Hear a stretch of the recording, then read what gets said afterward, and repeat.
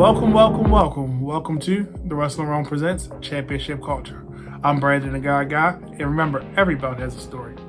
Now, before we dive into today's content, I want to remind you of a few quick things.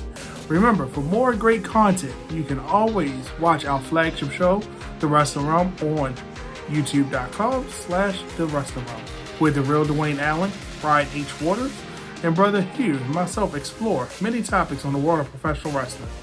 You can follow the Wrestling Realm on all social media platforms such as Instagram, Twitter, Facebook, with the handle of Wrestling Realm. Don't forget to like and subscribe so you don't miss a chance when we go live or when we upload our new content. Feel free to stream any way that you download any of your content on Anchor, Apple Podcasts, Spotify, Google, or any podcast. Now today, as the title card said, I want to dive into the question about who wore it better. Now, when I say who wore it better, I'm talking specifically about this title. Now, most people will know that the IC title dates back all the way to 1979 and has had over 183 reigns between 89 superstars. Now, I didn't say wrestlers, I said superstars because there's one woman in that equation as well. We all know her, who that one woman was, Chyna, of course. But something special happened in October of 2011. Cody Rhodes was in this phase where he was not so dashing. I think it was called undashing at the time. And he took this Intercontinental title to my left and threw that in the trash. And he debuted or re-debuted this belt.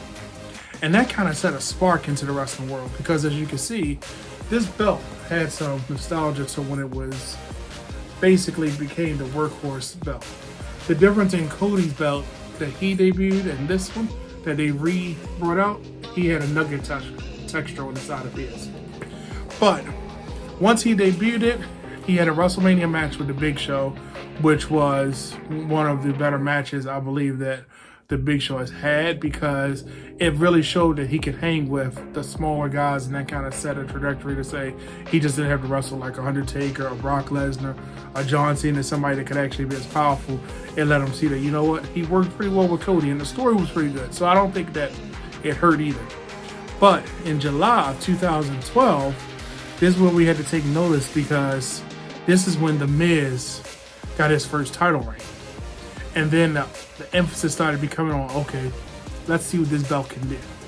And then from that point, we went from, Kofi, Wade Barrett, Miz, Wade Barrett again, Curtis Axel, Big E, Bad News Barrett, because remember he changed his name to Bad News Barrett. Then we went back to The Miz, Dolph Ziggler, Luke Harper, Bad News Barrett. But it wasn't until WrestleMania when Daniel Bryan won it and WWE wanted to put emphasis on the mid-card title, because at that time, remember, it was Daniel Bryan with this strap, John Cena with the US title, and unfortunately Daniel Bryan had to relinquish it because of injury. But then that's where it was kind of like a new reign started beginning with these different stars, because you had people like Ryback, Kevin Owens, Dean Ambrose, who was established because remember he was a former US champion, but now it was a point where it was like, okay, what do we do with some of these stars? Zack Ryder even won it at WrestleMania. Unfortunately, he lost it back the next night to The Miz.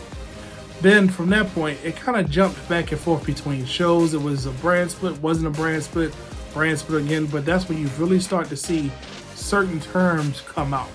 You saw things like Monday Night Raw. You know, The Miz was talking about it's the It Show, he was the man with the title, he was this, and that's where you started to see a lot of these things come out. But one thing that with this belt you can always remember is that you really paid attention to certain wrestlers when they had this belt. Granted, yes, our Universal Champion Brock Lesnar at the time was absent a lot, and this was the only title on Monday Night Raw. Even when they transitioned to SmackDown, it was still a big deal. Not only because of the lineage, because of the workhorses and the former world champions that were kind of breathing life back into it. And when you really think about it, that's where The Miz himself made it feel like it was important, from his promos to his match qualities, whether he had an entourage with him or not, if he had his wife with him. The Miz really showed you that I'm going to make this belt relevant, I'm going to make it important, and I'm going to be must-see TV, as he liked to say. You know, even when Seth Rollins won it at WrestleMania again, started swinging around his head, it felt like a feel-good moment. Dean Ambrose won it. You know, all members of the Shield held this belt too, and it was kind of like a neat thing that we're getting these different title reigns to either further the story or enhance the talent. But the thing that really sticks out to me, and this is my answer about who wore it better, and I keep saying it, it's The Miz. If you think back, his promo with Daniel Bryan on Talking Smack, need I say more? Then it was during a time when he was having his 176-day promo on Monday Night Raw, and he basically was saying, like, you ought to be lucky I'm here. I'm actually the champion. Then he went toe-to-toe with the two biggest stars in the industry at the time, John Cena and Roman Reigns. And this is the Roman Reigns Big Dog era where we were trying to get him over. We were trying to, like him. It was kind of like being forced down our throat. And The Miz, I remember that promo when he said, how many opportunities are just going to get handed to you? I'm here working, I'm doing it. And he was. He was making the title relevant. He was making sure that you knew he was the champion, doing media rounds, everything like that. And even when it was to the point that you're like, wow, did Miz really say that? But when you really think about all the Miz promos, they were all grounded in the reality of this is something that has some truth behind it and it stings, especially when he said, how many opportunities are you going to have? This was during the era where it was always Cena, and then it was, okay, let's push Roman. All right, insert Roman, even to the fact that Roman was main event pay-per-views that weren't even a title match, or it was the fact that Miz was there every week, putting on the good matches, and Miz, even to this day, reminds you, I'm still that guy. So, contrary to popular belief, I do believe Miz wore it better. Not only did he wear it better, he carried it better, and he put more attention to it. If you take Miz out of the equation, would Dolph Ziggler's reign be as important as it is? Maybe not, because his reign became so important because of the work that Miz did. Even when The Miz lost to Seth Rollins, he still came out like a credible threat. Even every single time The Miz got in the ring and he was getting it back, and I do believe he should be the one to dethrone Gunther. Only because he has 8 reigns, which is the second longest reigns out of all amount of reigns out of all the Intercontinental Champions outside of Chris Jericho. Why not give The Miz that accolade that will push him beyond Chris Jericho? Because he does deserve it. He had a combined of, I believe it's like 597 days as champion. Yeah, that's over 8 reigns. 597 days is still impressive. Give him that run. And I'm not saying he is the dethroned Gunther, maybe later on, but if you want to put a storyline together, why not have it be Gunther's undefeated, his days versus The Miz's reigns, and then to say, is he going to go for his historic 9th reign? And imagine what Miz would do with that belt. If he gave us a glimpse of what he did with this, imagine what he would do with the new Intercontinental title and the eyes he would bring to the product and the side plates. Just imagine what The Miz would do. You would see him on every local TV show with that belt. Because The Miz is still missing something right now. We keep getting good matches from him on Raw. But when you really think about The Miz career, I think about this before either one of his WWE title reigns. Especially not his second one, because that was a blink. But I think about this, but every time I see this, even though Cody debuted it, I believe Miz is the one that put the emphasis on it. Subtract him from any of those feuds really didn't get going until The Miz was there. So I'm going to show you some pictures of it, and then I'm going to tell you the story about this belt.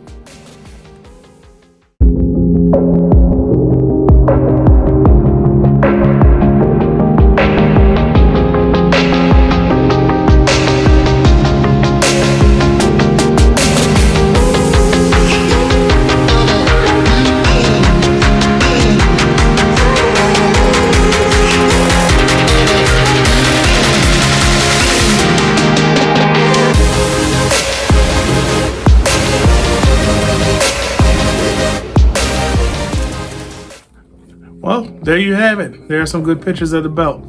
Now, one thing I forgot to tell you is the story behind this belt. So it actually is in 2 parts. As you can see, I actually have 6 Intercontinental belts. I have a yellow, the black, the 2 ovals, 1 WWF, and then 1 WWE scratch logo. This one is the 5th, and then the 6th is up a little higher. It's the current Intercontinental belt. I always wanted these different color straps because I feel like the IC is a clean looking belt in this style, and the oval was always like a smaller version of the Big Eagle. So those two belts have pivotal points of history. It's kind of like if you're a belt collector, you got to have at least one of the two. So of course I went a little overboard and I brought the white one off of a guy from OfferUp, really good price. Because it was a scratch logo, which I couldn't find at the time, I had to jump on it. So then I started my signature quest. And as you saw from the pictures, I have a signature on there. But it's crazy because MCW actually brought in Zack Ryder / Matt Cardona for a show. And I asked him to sign it because this belt was attached to his WrestleMania moment. If you remember anything about Zack Ryder body at work in WWE, this man did everything he could to get himself over inside and outside of the ring, and he did an awesome job at it. Look what he's doing in the Indies. He's killing it in any wrestling promotion he goes to, he's killing it. So I asked him to sign him because this was his WrestleMania moment, and then I could tell from the look on his face, he was kind of happy. He held up both belts. I held his belt. We took a picture. I put it on Twitter. He retweeted it, and I fanboyed a little. I was like, wow, that was kind of cool. All of the heel stuff that he does, I understand it because he's a wrestler, but I'm telling you, for those moments I was with Matt Cardona, perfect, class act. He's exactly what you expect from a wrestler to a wrestling fan. So there's the story behind this belt, the signature I have, why I have it, and who I think wore it better. I do think The Miz wore it the best. Can't wait to get his signature on there. But there you have it, folks. Until next time, when we talk again, remember, every belt has a story, and I can't wait to hear yours.